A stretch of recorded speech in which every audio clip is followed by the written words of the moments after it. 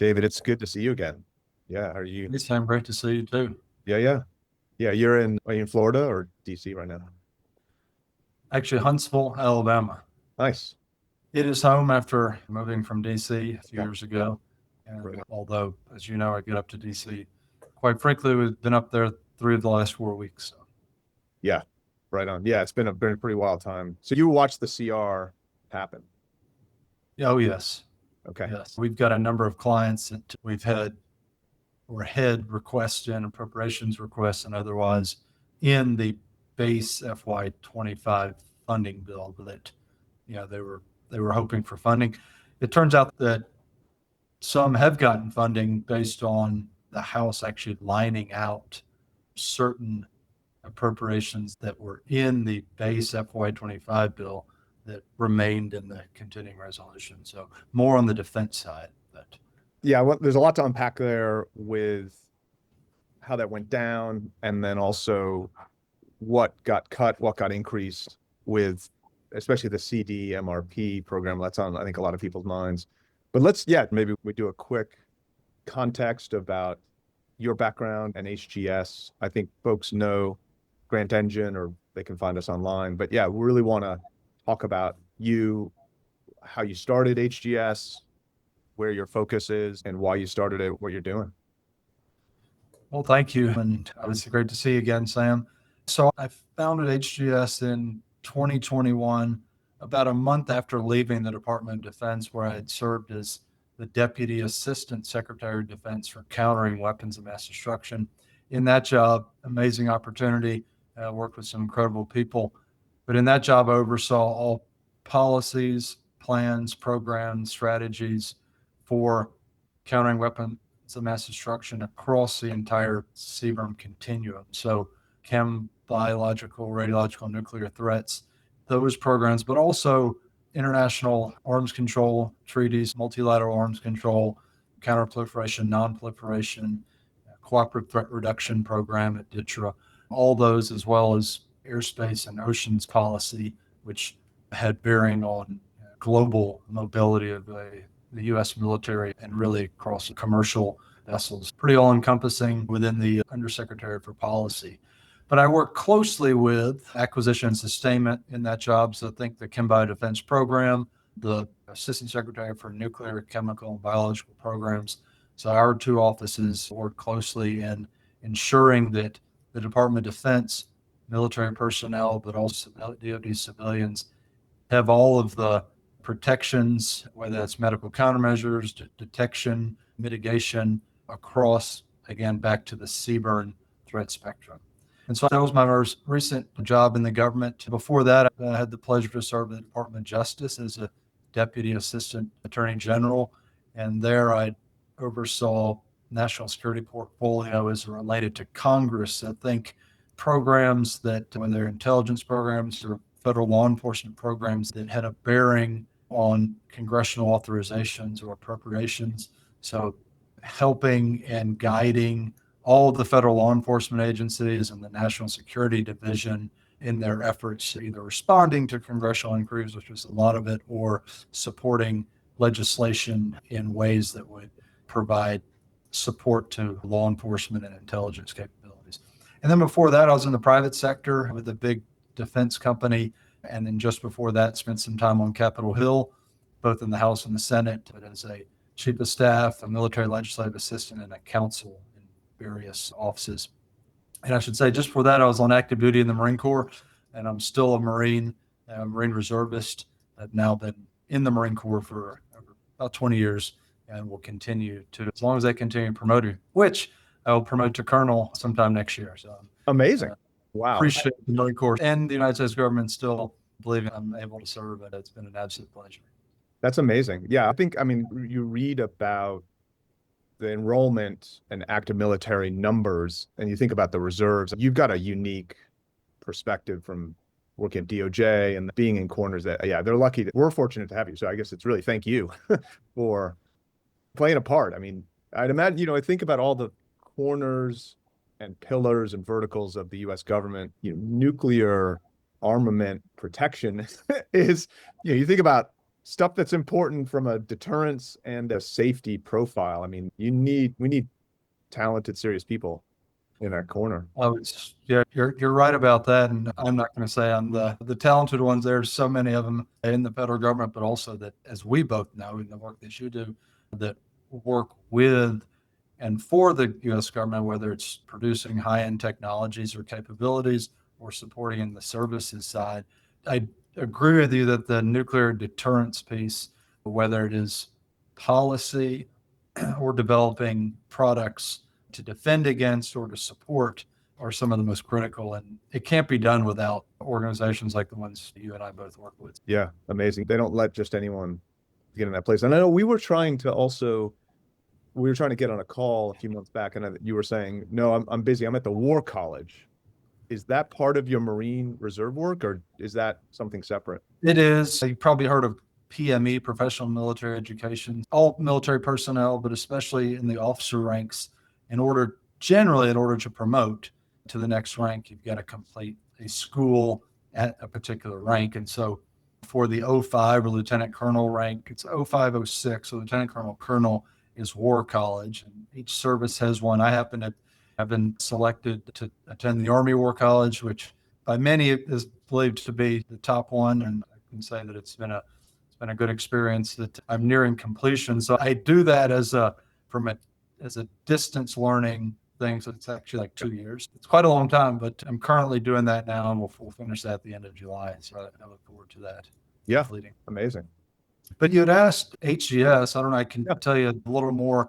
What we do is provide strategic consulting and government relations services to clients, most of which are in the national security space, but we do a fair amount of work in the biotech / biodefense / medical countermeasure development space. And so a lot of that is sometimes U.S. government facing, but most of them have commercial applications. Some don't, but most have commercial applications. So they thrive in either environment, but need often the U.S. government to support to be able to propel their technology capability forward. And we do a lot of work in that space in both strategic consulting, but also in guiding how to interact with the federal government. And when we look at it, we look at both the legislative and executive branches. So the funding agencies, generally being obviously in the executive branch across the various departments and agencies, but we also utilize our experience on Capitol Hill because every member of the HGS team has served in both the executive branch and legislative branches. And so we view being able to interact both from a relationship standpoint, but also interact in development, whether it's ideas or helping technology develop. You've got to use both. At least in our experience, having the interaction with one and not the other can be problematic because you don't want one trying to force the other to do something. You really want both the executive and legislative branches to be in agreement. So technically HGS, it's a registered lobbyist, right? Yes, So, we register for those that we need to. For the Okay. most part, we're registering for all because we like to adhere to federal laws. I'd imagine as you think about your background and HGS's provenance as a team and a firm, with your background, with history of the active military, and then you've also got some judicial experience from DOJ. When you walk into a meeting or a room, what part of that really carries it? Is it that you worked in the nuclear field for U.S. Armed Forces, or is it that you've got that judicial background? When you walk into a room or ask people to take a meeting or have a discussion, why do they do that? Like, what is it about your background and HGS as a total firm that is the unlock for what people wanting to engage with you and your clients? Yeah, it's a very good question. As we'd say in the Marine Corps, situation dependent. So sometimes if I'm going into the Pentagon, most of those engagements or opportunities probably come from having been a DASD and knowing and interacting with personnel, whether they're uniformed or civilian, in the Department of Defense that I either knew or by extension know someone or had the opportunity based on having previously served there as a Deputy Assistant Secretary. Some of the times, a similar thing could be with the Department of Justice, although often the Department of Justice may not be as, because they're dealing with investigations and prosecutorial decisions aren't necessarily the place where you're going and interacting on a regular basis. With Capitol Hill, a lot of it is based on relationships, but also knowing how the Hill works. I referenced our team. We're small but mighty, all of us having served both in the executive branch and in the legislative branch. We've also served on both sides of the Hill and in multiple administrations, both Republican and Democrat. While we all have our political views and leniencies, we're also able to identify a comprehensive strategy that looks to leverage all members of Congress to the extent necessary, or multiple administrations if that's desired. And so getting back to the essence of your question, it's really going to be dependent on who we're going to see on Capitol Hill or in the executive branch, and identifying kind of the right way to get into and engage with a particular organization. Yeah. Yeah. Amazing. Yeah. That versatility, as you know, call it arrows in the quiver, to be able to put to play for what that situation requires is, yeah, there's a lot that can be used in different situations as that comes up. It's so interesting, at least to me now, with what's going on with a lot of the executive orders, and then those that impact are coming back with lawsuits. And so the executive branch, in my experience, has traditionally gone through actions that then work their way through the legislative branch in Congress to enact that into law. And it seems now that a lot of movements are happening from the executive branch, and then the judicial branch is weighing in to whether those are lawful or not and what can be adjudicated. So how, just as we think about the world today, circa late March of 2025, we're at coming on 65, 70 days of the new administration. What do you see unfolding from here? And how much is Congress going to get involved now that we got a CR? How much is the executive branch going to continue to emphasize EOs? Just where do you see the funding landscape happening in the coming months up until 9/30, the government year end? Well, I hate to make predictions. I will first say that the executive branch has broad authority. We see it in every administration. Whatever their priorities are, rightfully, they look to push their priorities. Same with President Trump. And I think the priorities have become pretty clear pretty quickly, that there are certain things: government efficiency, modernization, driving capability development to counter certain threats, be they those facing domestically or those international. And so I would say that there will be continued development of those types of capabilities.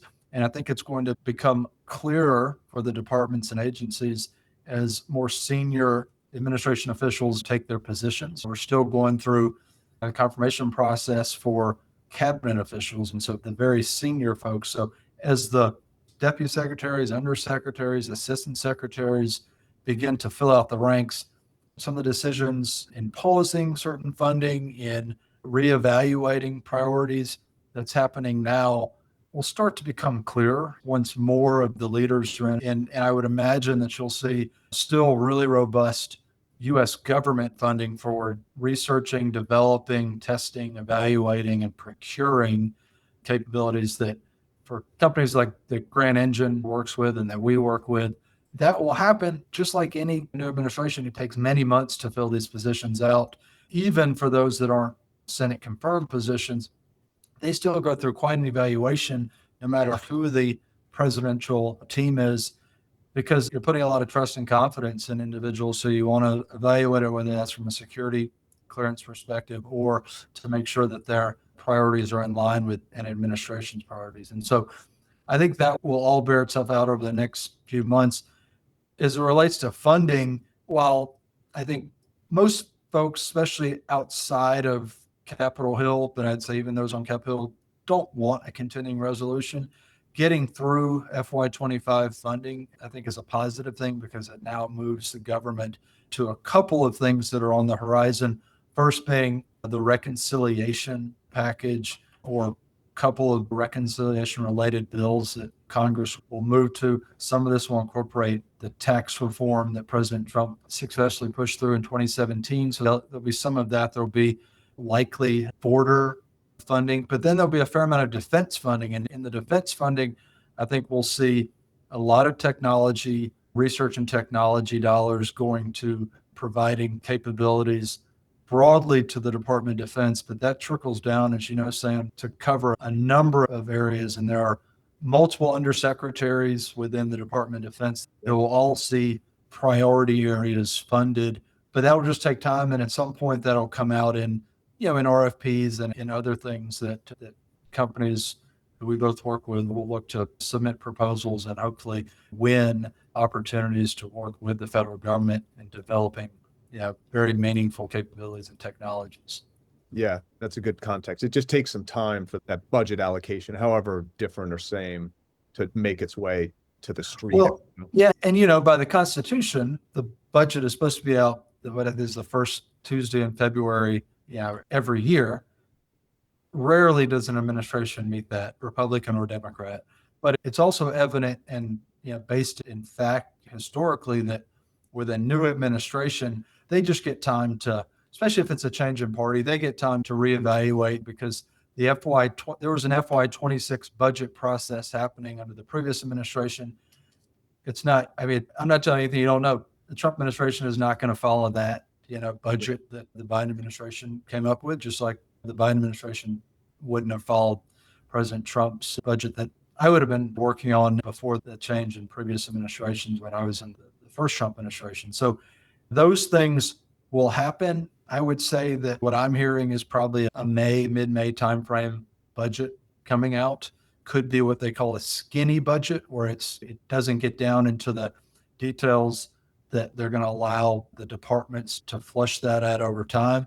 It could be a larger budget submission like we expect and like normally comes out in the February, March timeframe. But it's May. And then with that, you begin really in earnest the congressional budget and appropriations process. We'll get into full action in the May, June, July timeframe and go through the rest of the fiscal year. But I do reiterate the reconciliation package will really be the next focus and kind of ancillary, although it's not ancillary, but issues on the side are debt ceiling and other stuff that will make their way into either that package or something passing alongside it. So along those lines, we were talking about a really important client mutually that we have, Captura, which is one of our kind of luminary case studies we've got on our website. And we were just talking in general about the government annual calendar, or in this case, BARDA, about how that calendar really, you need to be talking to BARDA in the late October to December timeframe, if I remember correctly, because really the door shuts on that fiscal year government in the early spring, right? So if you're not talking to them, by the end of the year. So that was a really interesting insight that you've got, because you're talking to the team inside BARDA regularly. So that's just a pearl of insight that we are now helping align clients as we're talking to them. It's like you need to kind of categorize your real effort into that calendar timeframe if you want to think about BARDA. But along those lines, when we think about, let's say, a budget that's either skinny or stacked in roughly May timeframe, do you see the capacity to still help influence what goes into that budget? And if it is in the cards, when do you need to start that effort for a client to socialize with the legislative branch that writes that budget? Yeah, if I had the direct answer to that question, it would be, we'd be a much larger organization and probably now it is, going to be based on the situation, whether it's administration or the personnel involved, and also departments and agencies. As you probably recognize, the Department of Defense tries to have a multi-year plan that they're loading priorities into what they call a FIDA, Future Years Defense Program, and that they try to have multiple years of planning in place and not do it all up against a single year. So they've got a plan that already exists. A lot of that for DoD will remain the same in the current administration, just because there are certain weapon systems and capabilities that just need to be developed over time. When it comes to educating a budget submission from the executive branch, so from the various departments, and the agencies within them. It does take, it's either direct communication with them from an outside perspective, from commercial or private sector, or even some public oriented clients. If it's Congress, to your question, that while also can be a multi-year conversation, it's really something that does happen in the fall of the previous year, in our experience. You want to be able to educate and inform in the September, October, November, December timeframe for the appropriations or authorization, call that the budget process, that kicks off generally in February, March, April of the next year. We would also say that you can inform the next year's budget through prior year legislation. So if you think about, for defense, the National Defense Authorization Act, which passes every year, 60 plus years, one of the only things that passes every year in Congress, that you can inform the next year's budget or what Congress would believe to be priorities that the Department of Defense should be pursuing or focusing on, or even things they should stop focusing on. Congress can have a say there and look to provide pressure, positive or negative, on the next year's budget process. And so that happens, that obviously happens through the fall, but into the winter and spring of the next year, if that makes sense. If I had a timeline to throw up, it might be easier to see that visually for those watching. Yeah, right on. Yeah, but I think that would definitely be useful, and people can always call you, get that on the screen, Yes. right? Yeah, That's right. How would, if someone wants to reach out to you, would they just go to the website, or do you have an email, or? Yeah, website.com or horizonsglobalsolutions.com. We're also on LinkedIn, but on the website, we have links to email directly to our team. Yeah. That's really easy to do. Yeah, excellent. Well, you mentioned if you had perfect knowledge, you'd be a larger organization, but I think one of the things that has really shined a light in the positive that I've really noted is that being small can be really effective, right? Small is a relative term. You guys have Stephen Boyd and Julie on the team, so you've got real depth. I think about the analogy of just being small and nimble, be able to go to places, be able to react quickly. You have been fantastic as we've worked with clients real time. That response time is excellent, and it's rare in that DC world.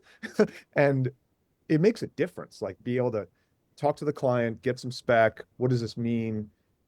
Feed that to the constituent on the government side, and then get that feedback, and then feed that back to the client so that they can act and respond. That communication loop, and that's, your small equals, in my experience, really effective. And that matters greatly. Well, I mean, it's something we talk about regularly internally, because we do pride ourselves on being very close with the client. There are some organizations that are similar to ours, and they do great work, but their focus may be exclusively on Capitol Hill and just trying to get dollars for clients, which is obviously the focus of that client and that organization. That could be the best for them. For us, we just want to be involved in as much as the client wants us to be. So if that's strategy development, if that's identifying lines of effort or programs or departments or agencies or other funding opportunities, we want to do all that, because at the end of the day, we want our clients to succeed, because if they succeed, we succeed. Our clients, whether it's CEOs or those that run programs for them, they have us on text message or email or phone call in a moment's notice. So we're very deeply involved in their strategy, should they want us to be, but we're also very deeply involved in their relationship management with generally U.S. government folks on both the executive and legislative branches. We are an efficient team. And the interesting thing about us, we all work on all of our clients. So we're all fully informed about the client work, and it enables a more devoted capability. Up to now, clients have enjoyed, and I hope they continue to. I've always been impressed by the effectiveness of a dedicated small team that is knowledgeable, experienced, smart, and capable. Those individuals are going to be miles more effective than a behemoth large organization, because it comes down to one or two people at the end of the day, in my experience, no matter how big or small your firm is. But I think that curated it. Yeah. And Sam, and you referenced Stephen and Julie. We've got a great small team, but my wife, Julie Lasseter, is part of the team. She has worked on the House and the Senate. has worked for Democrats and worked in the Obama administration in the Department of Defense. We obviously differ politically. I'm sure the first to admit it. There are certain things that I personally advocate for and support, and some that she does. But we find common ground for our clients. Also, our other business partner, Stephen Boyd, a longtime friend, close friend, and we've known each other as far back as law school, or we attended the University of Alabama School of Law together. We were both chiefs of staff on Capitol Hill in the House, so the senior House staffer, and then we worked at the Department of Justice together. Longtime friends. That's part of it. Our organization is, we're almost like a family. And then our other team member, Nikki Davis, was my executive assistant in the office of the DASD for countering weapons of mass destruction. Yeah. She's worked in half a dozen offices in the Pentagon, and so knows how to navigate that behemoth quite well. Yeah. But we are a family, but we're also an organization, as we alluded to, that works directly and closely with all our clients to benefit their priorities. Interesting. I think that it's interesting you say that you're truly bipartisan in ways that, yes, in ways that we are. Yeah, that's pretty powerful. I think, yeah. Yeah, when we watch 60 Minutes or some other Fox News, some other news, we definitely have differences of opinion. I love it. It's great. There are things that we each support in certain administrations and not support in others. And so it's incredible. It's a healthy discussion. Also allows us to understand when we go into congressional offices, we might send certain team members and not send others, but we also make it a point with clients, know your audience. You don't want to go and advocate for certain things when you know that member of Congress, that office may not necessarily support it, or you just have to articulate it in the right manner.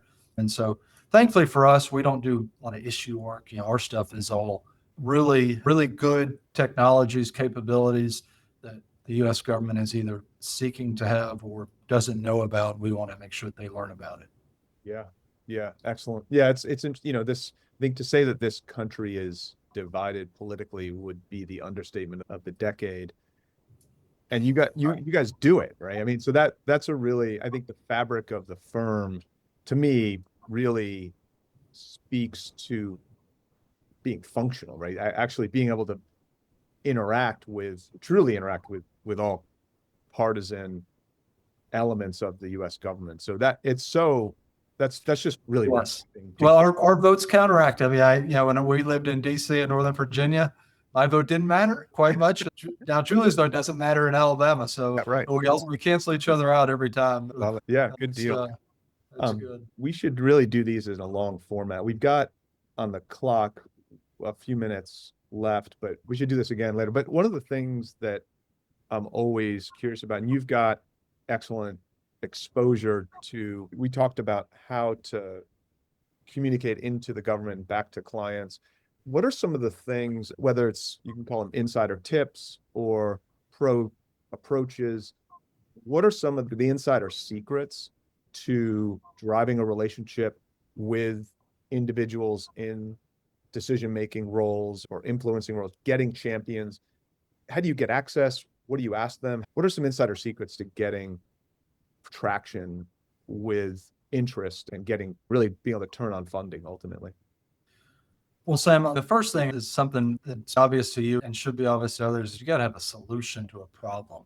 Yeah. You have to have a good product or technology. If you have those, you're automatically in a good spot. If you don't have them, then it's probably worth revisiting what you're trying to do or provide. From a relationship or interaction standpoint, it is being able to articulate what that is in an effective manner. We talked about this before, but know the audience, know the environment you're walking into, ensure that you're discussing it in a way that provides benefit and not just, hey, I'm here asking for help.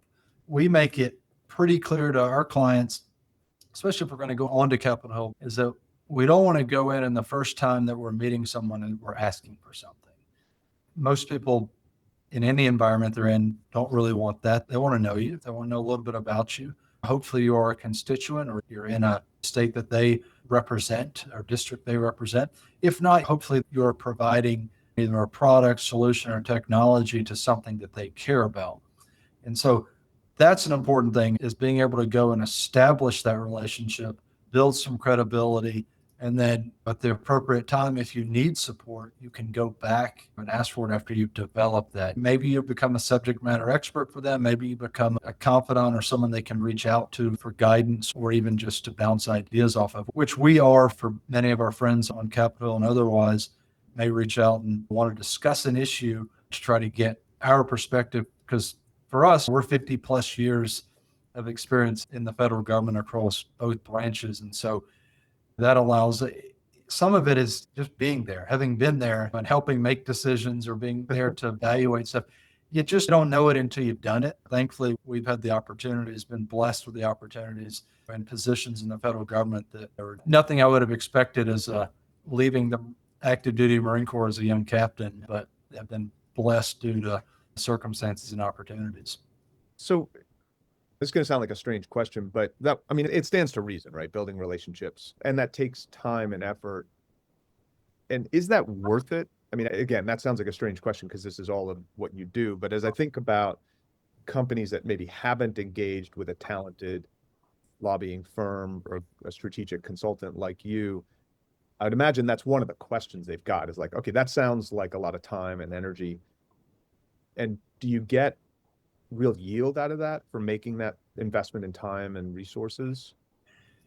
Yes, I mean, I think you do. Our team would believe that as well. Yeah. You can also do harm by not being prepared and going in and asking for something right off the cuff. You can actually do serious and long-term harm to your ability to interact with, whether it's a congressional office or even a department or agency. I mean, it is smart to have, if you don't have the folks internally that can help strategize around that you hire them. Yeah. Maybe, I know it's a cost, and a lot of times, especially for smaller organizations, it's a cost that really hits hard. Do I hire a firm to do this, or do I just hire another scientist or another technological wizard to punch out zeros and ones on something? But if you don't have that support some of it is actually kind of what I would describe as a Marine as gray zone activities. It's between the developing and submitting a proposal and submitting an appropriations request. Let's just use those as 2 lines of effort. You want to be able to understand how to get to that step first before you do it.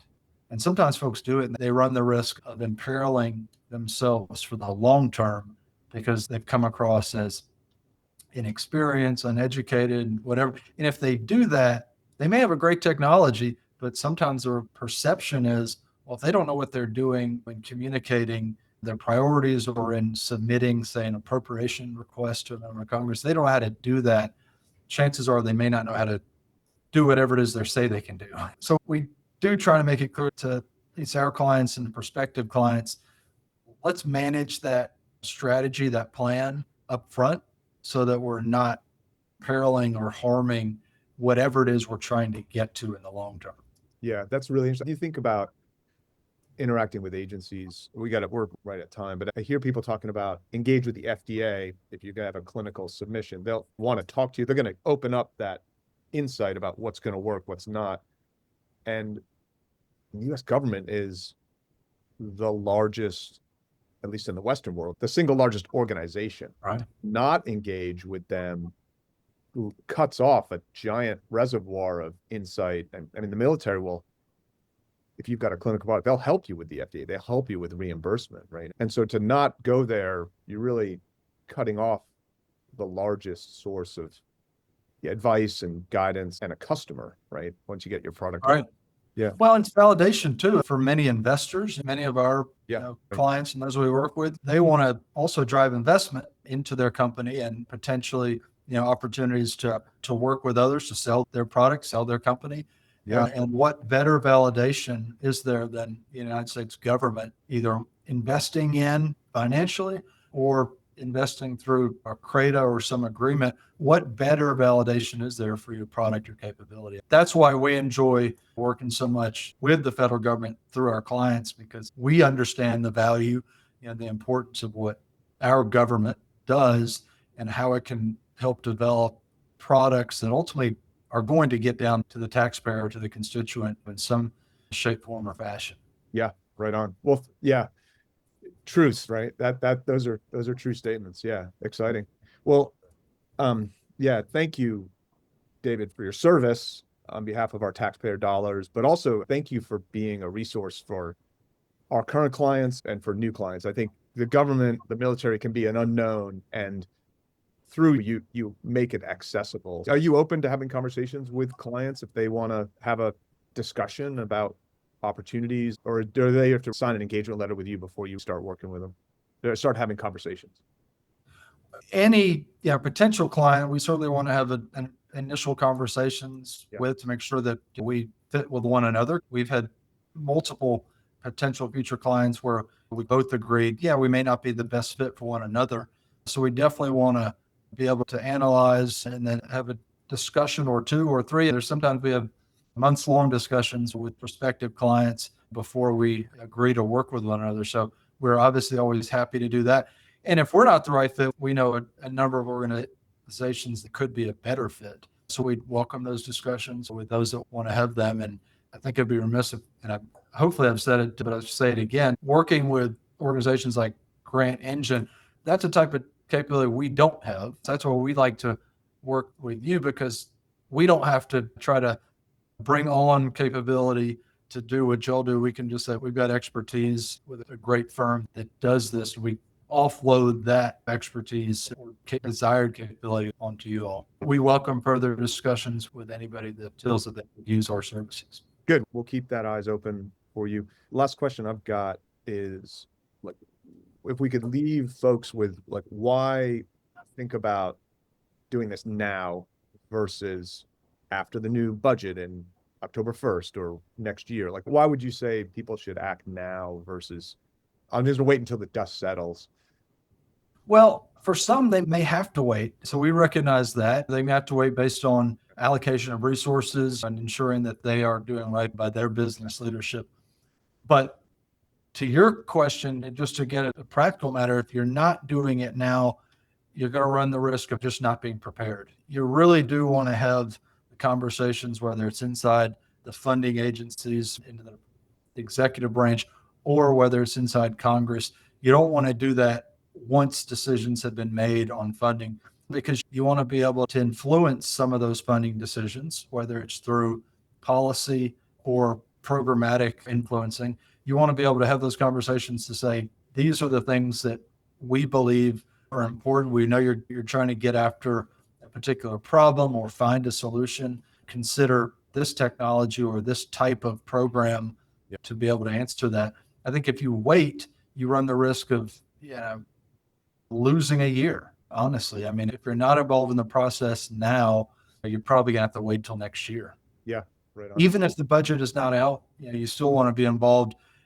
I mean, I've spent 3 of the last 4 weeks in DC with clients, interacting with both Capitol Hill and in the Pentagon on certain priorities. And if I'm not doing it now, they possibly are going to have to wait till next year. It doesn't mean they will have to wait till next year, but there's the chance that they could.